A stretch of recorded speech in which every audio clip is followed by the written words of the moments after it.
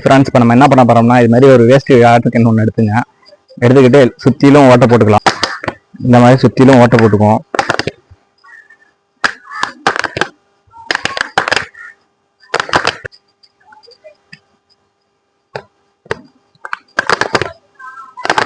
Okay, போட்டு முடிச்சாச்சு. இப்போ நம்ம பாருங்கள் என்ன பண்ண போகிறேன்னு பாருங்கள். தண்ணி ஓகே, இந்த மாதிரி ஃபுல்லாக தண்ணி பிடிச்சி வச்சுக்கிட்டு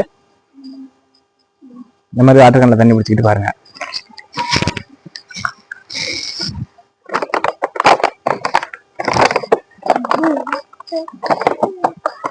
இந்த மாதிரி ட்ரை பண்ணி பாருங்க, எல்லாம் நல்லா